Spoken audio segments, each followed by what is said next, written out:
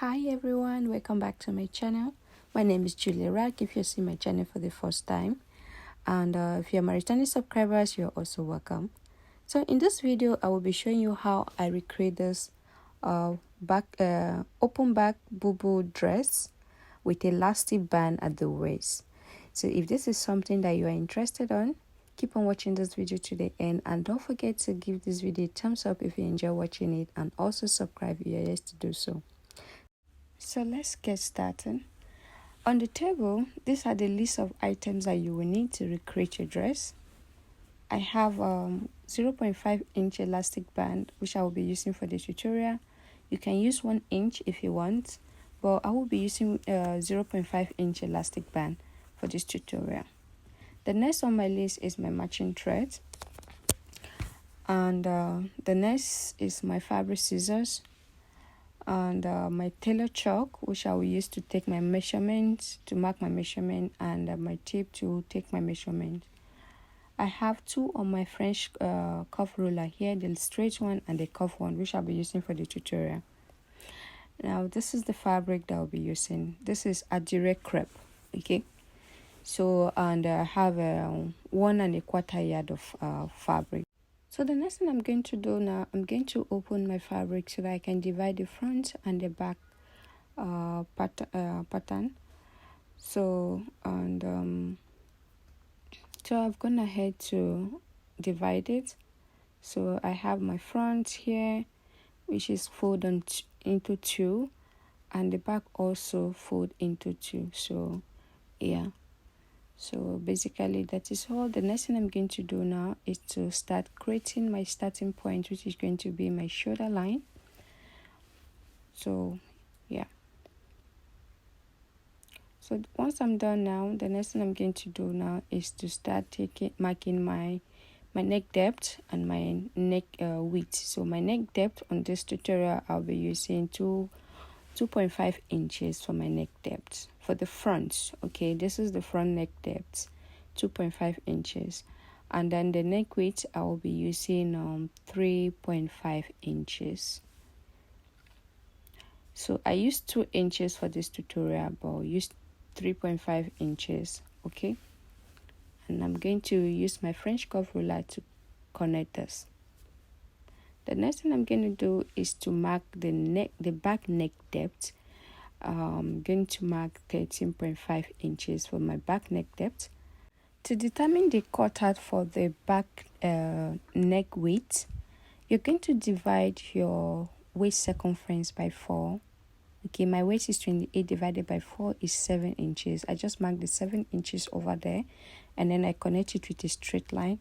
And I'm going to use my French curve ruler the way you see me doing. Okay, I'm going to place it there, connect it from the neck width to of the shoulder line to the point where I mark the 7 inches or the waistline. Okay, so yeah, the next now I'm going to mark my shoulder measurement. My shoulder is 14 divided by 2 is 7. So this is the easiest way to determine the length of your sleeve. So after marking that 7 inches, then I'm going to mark the length of my sleeve. So I will place my tape from where I mark the 7 inches to determine the length of my sleeves, which is going to be 15 inches. So I added 15 inches into the 7 inches. So yeah, and afterward I'm going to mark 1.5 inches down from the point where I marked that 15 inches, okay, for the shoulder slope. And afterward I will connect it, and I'll connect it to meet to my neck width. Once that is done, I'm going to mark my sleeve opening. My sleeve opening is going to be 2.5 inches. 12.5 inches. Okay, I'm just going to mark the 12.5 inches right there. Okay, so to determine to get the straight line to connect my sleeve opening, I'm going to place my tape from my shoulder line to get the length of my sleeve length. Okay, so what I got is 22 inches. So to know where to mark that 22 inches, I'm going to come to my shoulder line here, okay, to find out from that point there, to find out how many inches I have. This is 16, okay. So I'm going to come to my center front here. I'm going to mark that 16 inches from this point. Place my tape at the shoulder line to find out where the 16 inches is. And then I'm going to mark it right here, okay. So that means I have a guideline to connect that straight line so that I can be able to get my sleeve opening accurately, okay.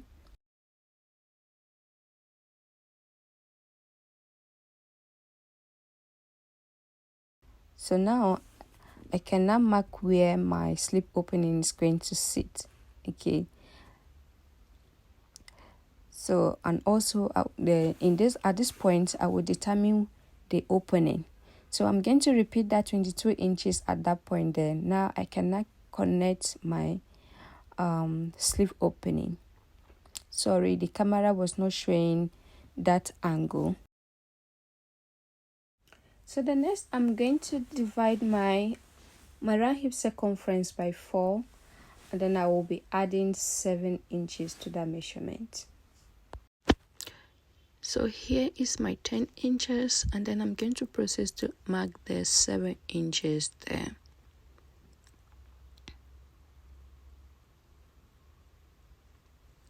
Now that I'm done, I'm going to mark the length of my dress. So at this point, you determine how short or how long you want your dress to be. So at the end of the day, I use all the lengths because it was too short, but I mark 32 inches here. So I will be repeating this line twice. So afterward, I'm going to connect this with a straight ruler.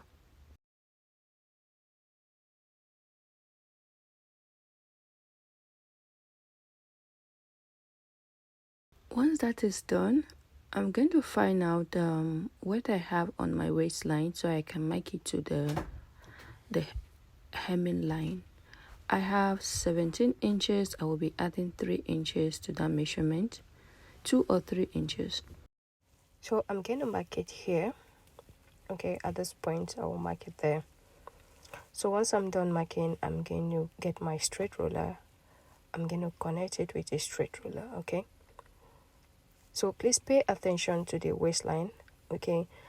Before I'm going to create my cuff line, the curve from the armhole side, I'm going to mark 1.5 inches down, okay? And then I'm going to connect it from there.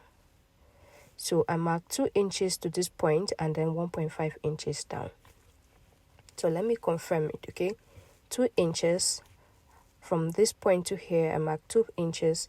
Then from this starting point, I mark 1.5. So the next thing I will do, I'm just going to add my sewing allowance, 0.75.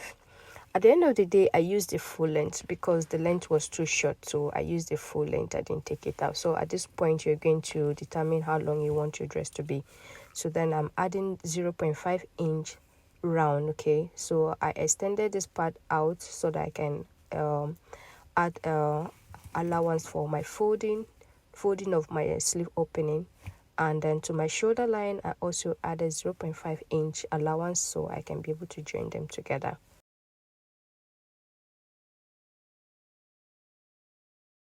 So the next thing I'm going to do now, I'm going to start cutting. So I'm trying to explain.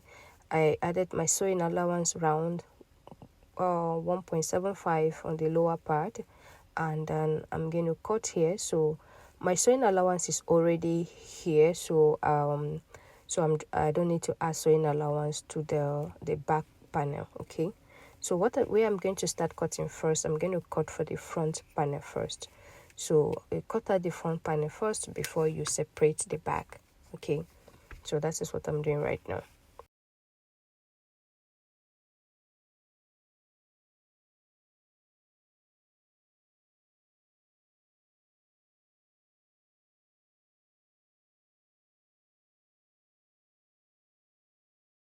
So once I'm done cutting out the unwanted part, I need to separate the back panel.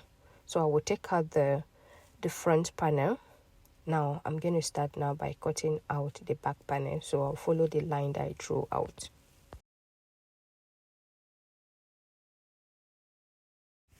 So once I'm done cut it, I'm going to open it so that you see how it's look like. So you're going to add the elastic band is going to shrink to this point, okay? So before you do that, I've already gone ahead to fold some additional pieces to cut out the facing for the back, okay? So if you don't want to use facing for the back, you can use bias, but I'm going to use facing here to make it easier for me so that I can be able to fix my elastic band for the waist, okay? So I have folded additional pieces. It's on fold, okay? You have to be on fold. So after then I will just cut it out, and then yeah. So I'm marking the how wide I want my facing to be, and afterward I'm just going to trim out the excess that I don't want out. So the next thing I'm going to do now, I'm going to open my back panel. So I will place the facing, right side facing each other. So at this point, this is where you're going to work on your strap. You know, there is a strap at the back, okay? I will first of all spin it down first so that I can be able to get the clear picture of what I need to do and how where my strap is going to be, okay? So first thing, you're going to mark 3 inches down, okay? Mark 3 inches down. That is where your strap is going to be, because you're going to use 0.5 inch to join your shoulder. So at the end of the day, you're going to leave with 2.5.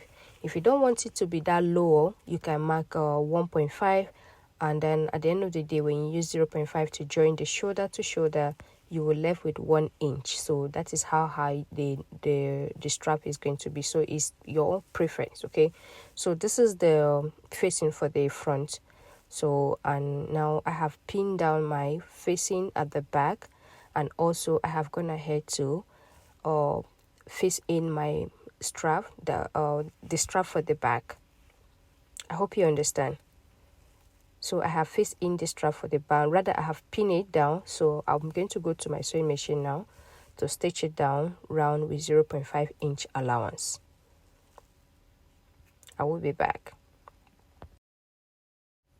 So I have gone ahead to join my shoulder to shoulder together, both the front and the back. And right now this is the back panel. So before we move ahead, after ironing down the my facing to the back, okay, you see this part here, we are going to mark out the word to create the elastic channel, okay. I will be marking 0.5 inch allowance. You know that 0.5 inch elastic band is not actually 0.5 inch. It's about less than 0.5 inch. So I will be marking 0.5 inch allowance from here all the way across the waistline. So this line that I'm trying to create now is the line where I'm going to go to my sewing machine. I'm going to stitch it down from this part where I'm marking, okay. I'm going to stitch it down so that I can be able to face my elastic band through this channel, okay. I'm going to go now to stitch it down. So right now I'm on my sewing machine. I want to stitch this part that I mark out, the part where I mark 0.5 inch at the waistline at the back, okay. So I will be stitching this down with a straight line. Please make sure you backstitch, okay. You need to backstitch to secure this part down, because once if you stitch, you cannot lose it again. So you have to make sure that your elastic is also secure by the time you're going to face in the elastic, okay. So let me know in the comment section if this process is easy to follow. Please give this video a thumbs up if you're learning something from here, okay.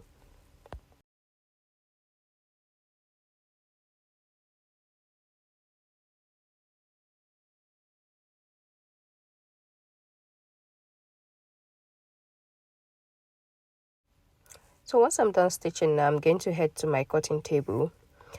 so that we can cut out our elastic band. So the elastic band I'm using here, the length I'm working with here is 6 inches, but at the end of the day I cut out 1.5 inches away from it, because I realized that I cut out 6 inches but it was too slank, it wasn't fitted, so I cut out 1.5 inches at the end of the day. Okay, so you can just either you work with mine, or you can just try any length that you fit in. If it's too slank, then you trim it off. Okay, so the next thing I'm going to do now, I'm going to face in the elastic band through this channel where I stitch. Okay, so first of all, before you pass your elastic all the way to the other end, make sure you're going to pin it down to secure it, just the way you see me doing. Okay, so once I'm done pinning this down, then I'm going to continue to pass my elastic through this channel. First of all, either you can pin it or you secure it with stitching, but I just pin it down, so it's very secure, so there is no need for me to worry. So I'm going to pass my elastic through this channel to the other end.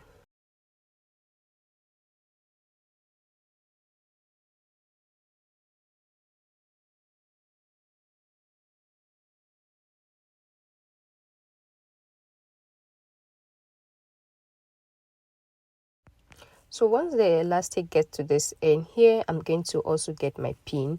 I'm going to pin it down as well to secure this part like this. Okay, so make sure you secured it with pins before you can head to the sewing machine to stop stitch it down.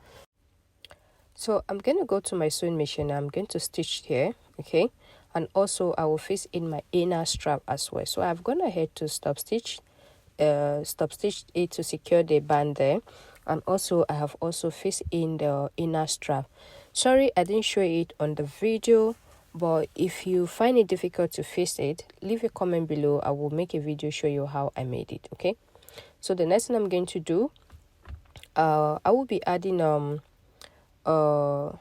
interfacing hemming gum rather. I'm going to add hemming gum to secure the facing down, so that by the time I will wear it, it's not going to distract me or pull out. Okay, so I'm going to do that. So once I'm done that, I will join the cloth together. Yeah, basically that is it. I will join it together just the way you see me doing. Okay, side by side, and you hem the sleeve opening, and basically that is it. All right, so I'm going to pin it down. Okay, so you need to pin your dress down. There are some fabric you cannot control it by yourself without pin, so I need to pin this down so that I will not have a trouble controlling while I'm stitching. All right, so I will head to my sewing machine now. I'm going to go now to join it with 0.5 inch allowance, just the way you see me showing. Okay, I'll go and join it with 0.5 inch allowance, and that will be it. So here is the final result.